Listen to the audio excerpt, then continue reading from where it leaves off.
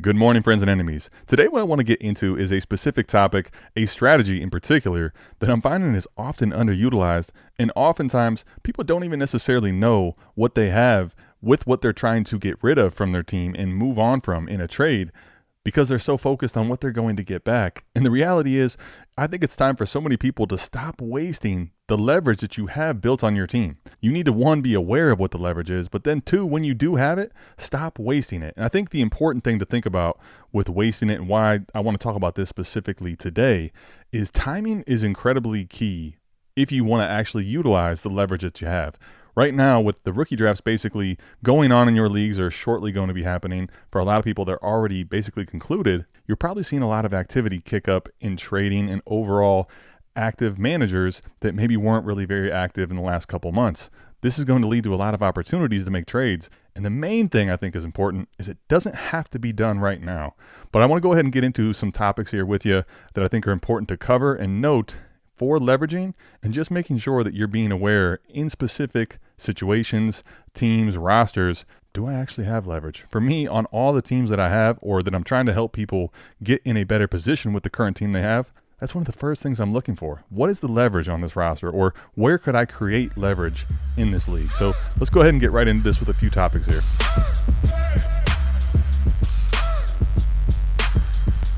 Now, again, this time of year, we're not actually playing the game of fantasy football, right? And I think in general, most people, they're going to look at their starting roster and maybe, their first few people off of the bench in a generic lineup league where we're starting 9 or 10 players, which is most formats, right? And in that scenario, you're probably looking at your starting roster. Okay, how can I improve this? How can I make it more optimal? And as we're looking at basically getting into our draft picks that we're selecting or either making trades, probably looking at either filling holes, like clear vacancies where you don't feel very good about the starting player in your specific spot, wide receiver, running back, tight end, quarterback, whoever that may be, right? Filling glaring holes, that can often in drafts lead to people probably reaching on a specific position to fill that when they're probably leaving value on the table. That's one specific way that you're also losing leverage, but specifically here, just keeping on the generic thought process here. What is leverage typically in Dynasty? How is that going to look, and how are you going to overall utilize it to your advantage? How are you actually going to use what you have as a point of leverage to get what you want later? And I think in general for Dynasty, a point of leverage is going to come from having excess or a specific grouping of excess at a specific position, which now you're going to be able to use to your advantage to get something better in the future for your team than what it currently has as far as its value to your team right now. Now, as far as which assets are easiest to leverage and are the most leverageable in Dynasty, part of that is going to actually come down to your format. Is it one quarterback or is it Superflex? If we're having a Superflex league, right, all of a sudden now having two quarterbacks, that's going to drain the overall field of total quarterbacks relative to a one quarterback league. You can't leverage quarterbacks in a 1 QB league. And then even in a Superflex league, if it's a 10-team league, basically spreading all those quarterbacks across all the rosters, everyone will have the position solved, so to speak, right, with 20 quarterbacks. And there's basically going to be room for everybody then to also have a backup, even if it's not the most sexy or the highest end value player. Everyone's going to have the feeling of having a solved quarterback room. But in a 12 or a 14 team league, right, all of a sudden the number of quarterbacks spread across all those teams does make it a much more scarce position, and there is a lot of leverage that can be created in a Superflex league once we get to 12 players, and so on and so forth, even to a higher degree in 14-team and 16-team leagues. So for the sake of context, we're going to be using 12-team Superflex as what we're going to be talking about as a guideline and baseline for all of the specific trades and teams that I'm going to be looking at here to show you times where people had leverage at their disposal and totally wasted it. Basically didn't even realize that they had it, or they sold completely light for something on their roster today, when in reality, just allowing time and patience to be on your side would have actually yielded you probably something at a different time far more optimal for your roster. And we're going to get into 4 different trades that took place in the last couple of days here where leverage was completely wasted and misused, in my opinion. But before we get into those specific leagues and the trades, I just want to talk about, from the standpoint of leveraging, what are the most easiest leveraged assets in 12-team Superflex leagues? That's going to be at the quarterback position, right? You definitely can hoard quarterbacks. Now, while you do that, or if you decided to do that, or if you were in the position to just draft what you felt like was the best value, You put in another quarterback on your team. If you have 3 quarterbacks, you have excess, right? Technically. Now, you would always like to have a backup, and that's why I think it's important to understand the roster construction you want to have. But once you have 3, you may feel like you have excess quarterbacks at your disposal. If you have 4, 5, so on and so forth, a lot of times people may be looking at, oh, okay, now I have quarterbacks that are expendable on my roster. While yes, from the standpoint that is technically correct, you do have expendable quarterbacks. You can afford to lose one. Is that really the best thing for your team? Because the value that you've built up there is really a scarce asset. And if it's on someone else's team, that's not going to be beneficial for you. And if you do it right now, when people don't have to feel like there's attrition at the position, they need to solve a quarterback or a super flex option on their team, you're probably not going to get back the trade in which you would be much better served in the season when bye weeks start happening and injuries start taking place. And then also one of the things I think that's very underutilized is rookie pick hoarding, because that is a finite asset. In a 12-team league, there's only going to be 12 rookie picks in each year. With those rookie picks, the more that you own in a specific class, people may say, okay, now you have too many rookie picks, and you don't want to have too many rookie picks because they could bust. But if you have one rookie pick, let's say, and I go to a trade offer and I say, okay, here's my one rookie pick, my 110, my 109, or if it was a 26, a generic 26 first for a single player, you're only going to be able to buy so many different players in Dynasty for that. Like the high-end quarterbacks, the high-end running backs, wide receivers, tight ends, whatever it's going to be, they're going to cost more than a single first, right? But if I have now an additional first, and let's say the 26 class, just for instance, and let's say I get an additional one. Now, if I have 3 firsts in 2026, putting 3 firsts in a single offer to any different manager probably is going to get me into a conversation with, I'd say, 90% of the assets in Dynasty. Maybe you can't actually acquire all of them, but you're in a conversation, whereas if you just had one, you can't leverage them the same way. So quarterbacks and rookie draft picks are the easiest to leverage, and you definitely can create leverage in other scenarios. I'm not saying that's the only 2 places you can, but those are specifically easy ways to create leverage. You definitely can have, I would say, like a corner in the market, so to speak, on the young elite wide receivers in Dynasty, right? If you were to have 4 or 5 of the really young budding stars, that's going to kind of create a corner on the market and could have in that specific league market some owners trying to hit you up and get some of those receivers because they feel like they're not able to get them from other places. Same thing can be said for the running back and the tight end position as well. All right, so as we go to get into these 4 different leagues and trades here, what I definitely want to talk about with leveraging, the whole idea there, right? If you're creating leverage, and for these specific 4 trades, we're going to be looking at just leveraging quarterbacks. And here, these are going to be completely misused leverage of quarterbacks that you've moved on from in Superflex and 12-team leagues. But the whole idea with creating that leverage, right? Obviously, it makes sense to trade them. I'm not telling you to just create leverage so that you have a bunch of excess quarterbacks you can't use. The whole idea is to then eventually make a trade with one of those quarterbacks, or 2 or 3, however many you have excess, into skill players, wide receivers, running backs, and tight ends. So maybe that ends up being a package, a plethora, or trading up into a really highly valued one because you do have leverage at the quarterback position. But what is the opportunity cost by doing it today? And what could you have possibly get in a trade later on? And that's where these are just really silly and super short-sighted. Honestly, I'm just kind of shocked by some of them. But let's go ahead and get into this. If you go over to the lab at South Harmon, so that's THE-LAB.SouthHarmonFF.com. You go over there, you can take a look. This is a free tool on our website where out in South Harmon, you can basically look at trades that have taken place in any different type of leagues, as well as trades that have gone on in your leagues. Or you could just look at any of the different league mates that you have, the trades that they've taken place. You can look at all your leagues, your portfolio, a lot of different cool things you can use. But if you go over to the trades tab and then you go to price check basically is a way so that you can look at a trade across any league on Sleeper in real time. What have some of these trades look like that have gone on in recent days? So that's how you get there. And when I'm looking at this trade here, this trade was made on the 13th. So I'm recording this here on the 14th. This just took place yesterday. This is a 12-team Superflex league, starting 10 players. So you have to start a quarterback and a Superflex option, right? It's a start 1 tight end, and it's only a half-point tight end premium. So J.J. McCarthy is traded straight up for the 112. Like, I don't know where everyone stands on the prospect of J.J. McCarthy and if you believe he's going to be that good for the Vikings or not. Kind of, if you can, try to compartmentalize and keep the personal thought of J.J. McCarthy, whether that's really high or low, keep that to a separate scenario here if you can. And I know it's not really easy to do, but try as best as you can to try to keep the player bias out of it for this, and just think about the strategic standpoint of the trades here when we're looking at these different ones. So this league is called the Dynasty Trade Hub, but the trade here we're looking at is JJ McCarthy for the 112 straight up. So Beef 04 is getting JJ McCarthy. Danny Chick is getting the 112 in this class. All right. Now, on the surface, whether you think that trade is good or fair or not, I would definitely prefer the JJ McCarthy side in a vacuum in a 12-team Superflex league, right? What I do know about the 112, basically Cam Ward is going to come off the board before that. I've been shocked, and honestly, this is part of the reason I'm having this conversation with the quarterbacks. I've been shocked at how far down Cam Ward is going in some of the drafts that I've been in. I kind of thought that the 104 would be the easy, clear stopping point for him to go, but I've seen some leagues that I'm not in. He's going at the 108, the 109. But even then, Cam Ward's not going to be there at the 112. You might be able to get a Jackson Dart, but Jackson Dart doesn't have the same level of investment that JJ McCarthy does. And also, he's not expected to start early on in the season for sure. And we'll see if he actually starts at all. If the Giants are terrible and Russ isn't getting it done, or Jameis, obviously they'll turn to him at some point. But basically, you can't get at the 112 a current starting quarterback unless you really believe in Tyler Shuck now with Derek Carr retiring. So the point is, the scarcity of the quarterback already is in this class.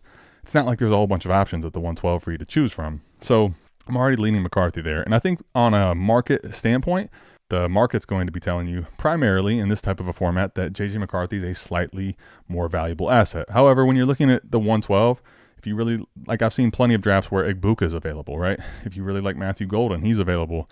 RJ Harvey, Caleb Johnson. Like one for one, these trades, if they might not seem that bad and that egregious, they might make sense for you or not make sense for your team specifically. So on the surface, I think this trade's already probably selling JJ McCarthy a little bit light, but it could at least be fair depending on what you believe of JJ McCarthy. Now, when we get into the dynamics of this specific team in the league, this is where the shit just gets wonky, and the leverage that's being missed here is honestly just kind of criminal. So before the trade, what are we really looking at here? So basically, just off the rip, what was the quarterback horde, or how many quarterbacks are we looking at, and what's the roster? What are the needs overall? So as far as total quarterbacks that Danny Chick is working with here, Jaden Daniels, quarterback 1, pretty clear and obvious, easy. Superflex then is Bo Nix. Bryce Young, even after this trade, is still quarterback 3. JJ McCarthy would have been the quarterback 3, or whichever you prefer. Bryce Young, JJ McCarthy were kind of the quarterback 3 and quarterback 4. So again, on the surface, okay, now for roster construction, you still have Jaden, you still have Bo as your super flex and quarterback 1, and then Bryce Young is kind of a wild card asset and a quarterback 3 that you can rely on in a pinch. Obviously still slated to be the starter in Carolina and had a good second half of the year. So JJ McCarthy, as far as your roster construction, it doesn't make sense to have 4 quarterbacks. However, here's the problem, right? You had 4, so at that point, you obviously just have that as a value. You didn't get that 4th quarterback on your team because you thought it was the most optimal roster construction at the beginning. So the whole idea now is probably to move it in a trade at some point, one of the quarterbacks here, and you don't necessarily have to move JJ McCarthy or Bryce Young. Hypothetically, if you're in this scenario, right, you have these 4 quarterbacks, you don't have to move any of them. Obviously, you would love to move off of one of the quarterbacks, and I think ideally everybody would prefer to move off of a JJ McCarthy or a Bryce Young and keep Bo Nix and keep Jaden Daniels. However, what is really going to be the difference? You got to think about this for your own self and the way that you're managing this team. What is going to be the difference likely in production from a JJ McCarthy and a Bo Nix, or a Bo Nix and a Bryce Young, right? And basically, when you're looking and thinking about it from that standpoint, then what is the cost difference, an opportunity cost as far as trading them away?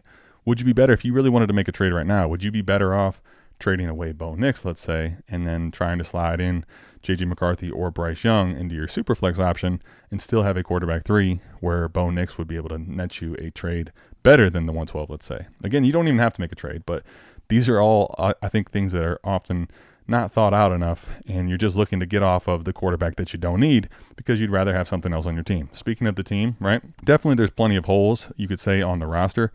Right now, for the moment, Zach Charbonnet, Kamani Vidal, really some of the only running back options on this team to speak of. Clyde Edwards-Helaire. And this is where it's really crazy to me. There's a bunch of picks on this roster already. So you're trading off with JJ McCarthy for the 112, in theory, to fill some voids on your roster. You have at the wide receiver position, you got Marv, you've got Jordan Addison, you got Zay Flowers, you got Josh Downs, as well as some players coming off the bench.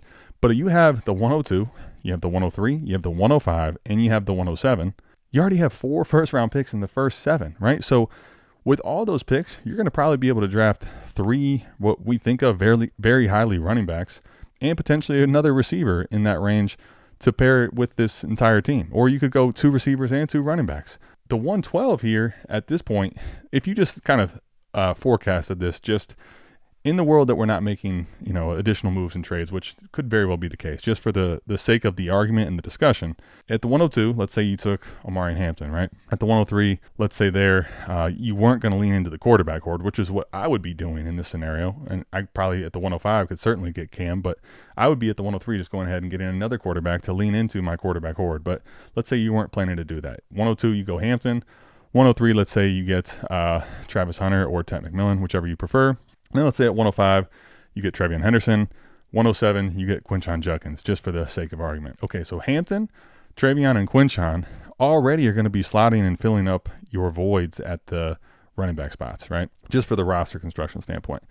And then as far as your flex and your wide receiver, you're still going to be starting probably Marv, Jordan Addison, Zay Flowers, and then you basically can decide Josh Downs or Tet, right? But the point of all that really is more so to say, J.J. McCarthy for the 112, that's just going to be adding depth to your team as far as maybe a rookie skill player. Again, at the 112, you may be looking at some really nice players, but it's not even like you're filling specifically, because you had those picks already, it's not like you're specifically filling this trade 1 for 1, and now all of a sudden your running back 2 is totally solved, or your tight end position, your wide receiver 2, your flex, whatever it may be. And you just gave up on J.J. McCarthy, who, let's say something happens to Bo Nix or Bryce Young.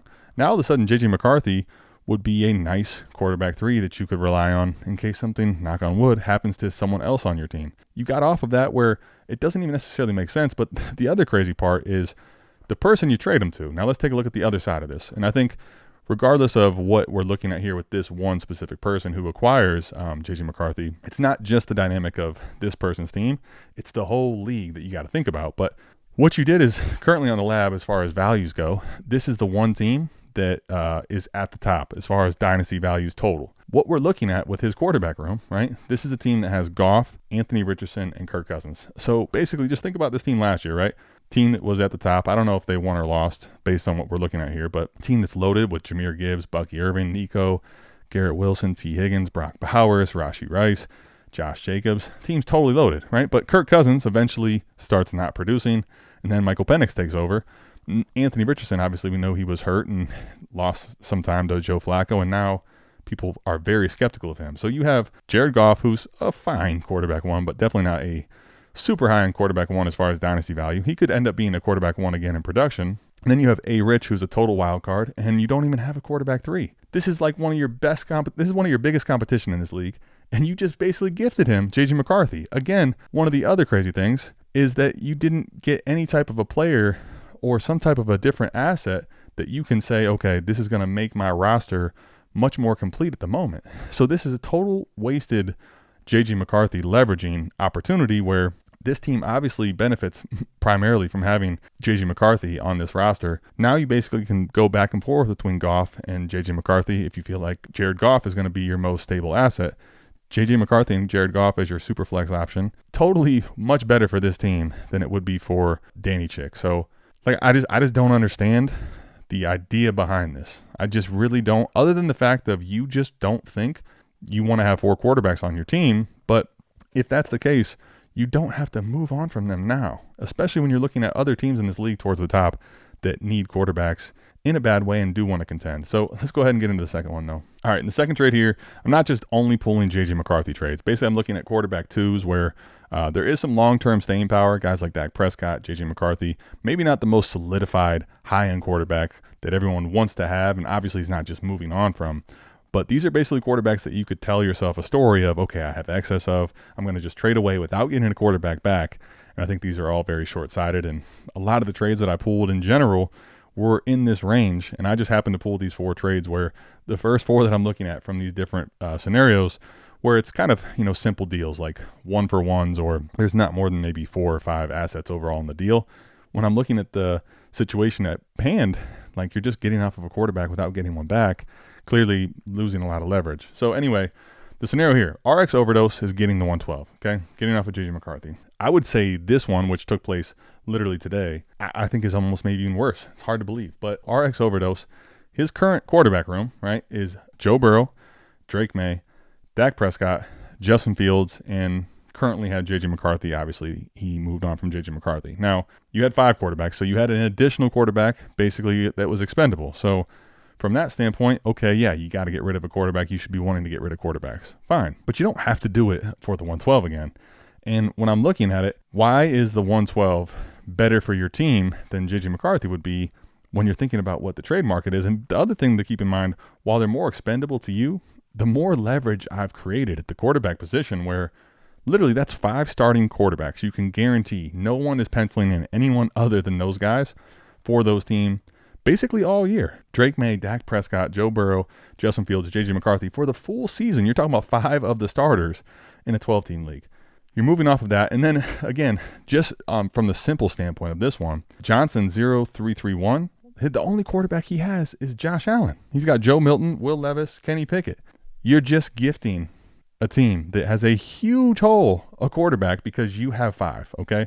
Now, some other the crazy dynamics here when I'm looking at this. And again, I'm not fighting the idea here when you have these 5 quarterbacks trying to move on from one. Like, I'm not saying, yeah, you got to keep JJ McCarthy.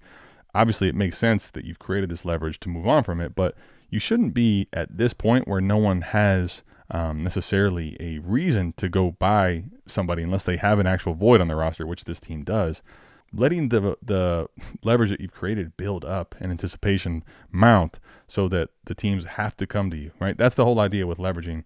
And with this one here, that's missed. But again, you're filling a huge hole on this team.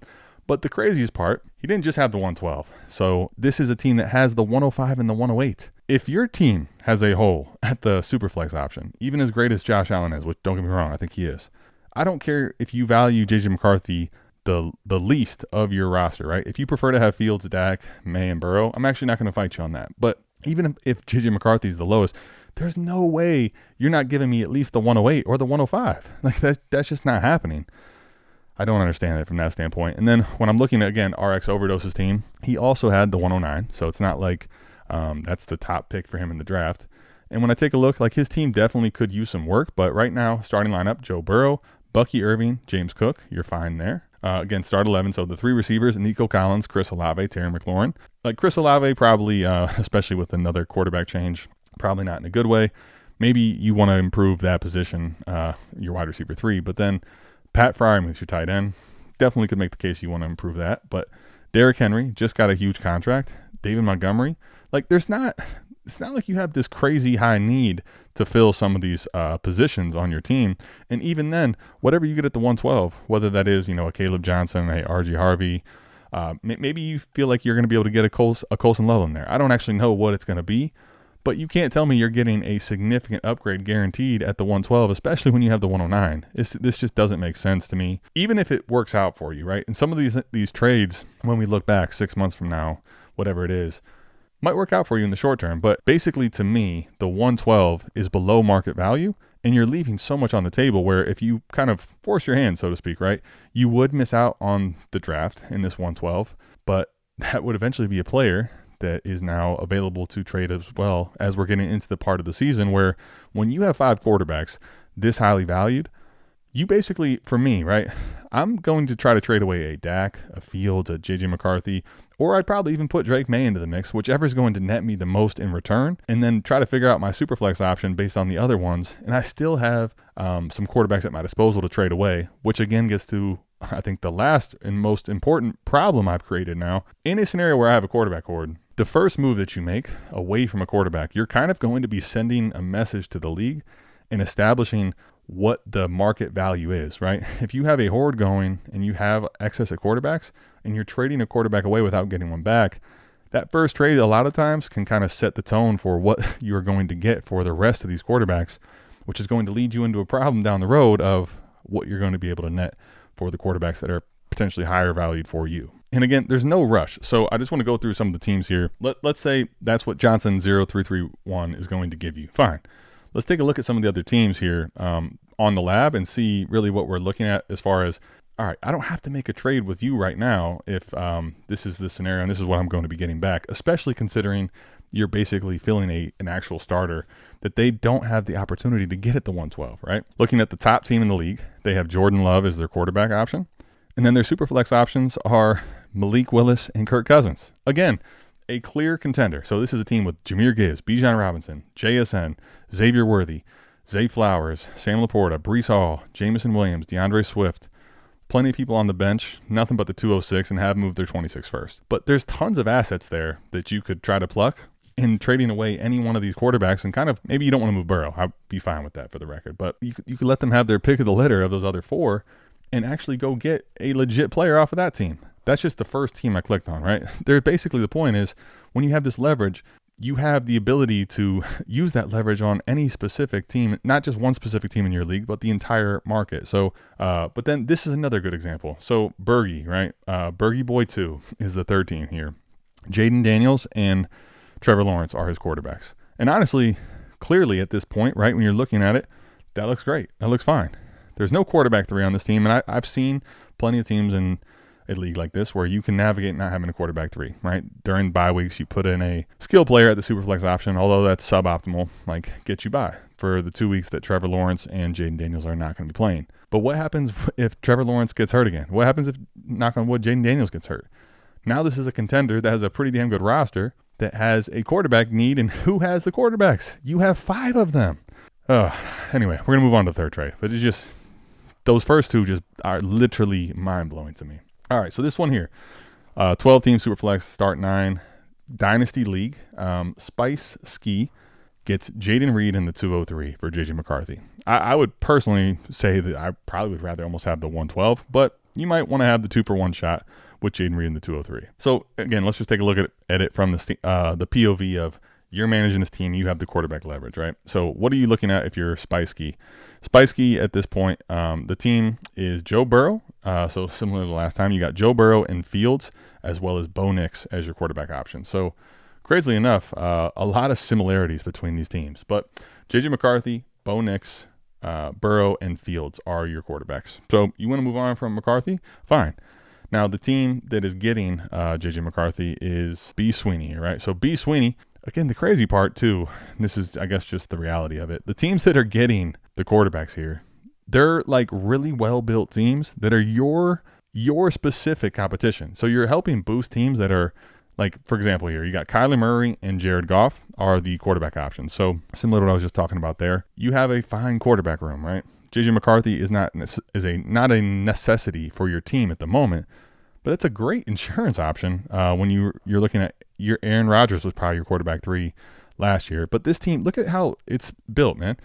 Breece Hall, Jonathan Taylor, Jamar Chase, Nico Collins, Drake London, Garrett Wilson, George Kittle. Like, on paper right now, this is an absolute juggernaut. This is going to be a team that you have to deal with. On the bench, David Montgomery, DeAndre Swift, Brandon Ayuk, right? Like, these are the bench players. And again, the 107 and the 111 are on this team. Like, in what world? Why would I be helping give you a really nice insurance policy, which you're not going to be able to get at the 112 at your quarterback spot in a super flex league, for me to get the 112, which it's not even the 112 here, right? You get the 203 in Jaden Reed. You're getting the 203. I'm getting a second-round pick in Jaden Reed. And listen, I like Jaden Reed, but not to the degree where I think I'm moving on from a starting quarterback that has, top 10 draft capital attached to Justin Jefferson, Jordan Addison, and TJ Hawkinson. And whether you like him or not, we saw how good Sam Darnold was last year. So let's look at your roster construction, though, just for the sake of the point here. Your team currently has Bucky Irving and James Conner. You have Rashee Rice, DJ Moore as your wide receivers 1 and 2. TJ Hawk is your tight end. George Pickens is your flex. And then, again, right, so your team at the moment has the 104. You already have the 104. You have some decent options on the bench, but you could probably argue that Jaden Reed pencils into your last flex spot. It's not like a super necessity because I would imagine the 104, you're going to be taking either a Travis Hunter. Maybe that's your route. You want to get Travis Hunter, and then you think at the, Jaden Reed can fill into your flex spot as well as your 203. But regardless, you're not even guaranteeing that you're getting a starter here with this. You're basically splitting up a legit super flex option as far as dynasty value. You're splitting it up into 2 pieces that are maybe going to be flex worthy. This makes absolutely no sense. And it's a start 9, right? That's a shallow lineup. So essentially, in the shallow lineups, splitting assets is not typically going to be the best way to do it, especially when they're not high-end ones. Like, I'm fine splitting J.J. McCarthy into 2 first, of course, or 2 really nice valued players, but going down into Jaden Reed, which is going to be in the second round rookie value range, in a 203 just doesn't make sense, especially in a weak class. Let's get into the last one here. This is Dak Prescott. Okay, so we're looking at Dak Prescott, Rashid Shaheed in the 204 is what you're getting back. So I'm on record last video literally just talking about how Dak Prescott, to me, is one of the most undervalued quarterbacks and best values in Superflex startups. So here you're getting Rashid Shaheed, which, listen, he was nice to start the year off last year. But again, you have a quarterback change. You have him coming off of a significant injury, and you're getting the 204. Like, I would rather have Jaden Reed in the 203. Now, if you would prefer J.J. McCarthy over Dak Prescott, I wouldn't fight you there. But let's take a look here at this league and see WVPV is getting the 204 and Rashid Shaheed. So let's take a look at his team. All right, so as I pull his team up, interestingly enough here, this is almost the opposite of those other 3 trades where you're trading away McCarthy. Now this is a person that apparently is more comfortable with J.J. McCarthy, because now J.J. McCarthy is the only super flex option on your team. I would argue you've ruined your roster construction, or you've gone away from the roster construction you would want, which is having a usable and serviceable quarterback 3. You move on from that. So, okay, that would make sense. Again, if you're getting something back that all of a sudden your team is a totally different scenario. Your squad here, you have Lamar Jackson, you have Jahmyr Gibbs, Kenneth Walker III, Jefferson, T. Higgins, Cole Kmet, so you definitely have a void at the tight end position. You have Charbonnet and Rashid Shaheed in your flex. So from the standpoint of, like, is this team bad enough to where you have to rely on Rashid Shaheed? Maybe, potentially. In the 204, looks like you're actually getting your pick back, which is kind of interesting. So, and the reason that's interesting is you also don't have the 104. So I'm kind of imagining you're, from last year, a failed contender, so to speak, where you thought your team was going to be in a better situation, which, I mean, unless you made a ton of trades, it would make sense, right? Dak Prescott got hurt. J.J. McCarthy was hurt all year. So even though you had Lamar, you had Gibbs, you had Jefferson, I wasn't going to be able to just do it straight up because of all the value you were seeding, and it didn't have a super flex option. So now you're going more thin at the quarterback spot. But, like, what are you getting at the 204 that makes this worth it to me? And Rashid Shaheed. Like, I like Shaheed just fine, but you can't tell me that you're going to feel that much higher or better about starting Rashid Shaheed than even Shotty B, who's on your bench. So to me, this trade just doesn't make any sense. And when we're looking at the other side of things, I mean, I can't imagine there's a scenario where I don't like it for Toronto Greg is the team that's getting Dak Prescott. But let's just take a look at his situation. Dak Prescott now on value-wise is, oh my gosh. Tua Tagovailoa was the only quarterback on this roster. You literally had Tua. So you're bailing this person out, and you're not getting a first. It makes no sense to me. It literally doesn't make any sense to me at all. As well as picks, the 105 and the 112. Like, how do you not get one of those first when you're giving up a legitimate starting quarterback to a team like this? I'm telling you, these are 4 trades you can literally see on here at the timestamp Tony hopefully puts on here. 514. These are literally when I just sorted out trades and cut down the overall assets. These were like the first ones that I pulled up. I'm telling you, there's plenty of other trades like this. This is something that I'm starting to see way too much to not try to at least talk about this and have you think about it from how many different teams you have, whatever those situations are.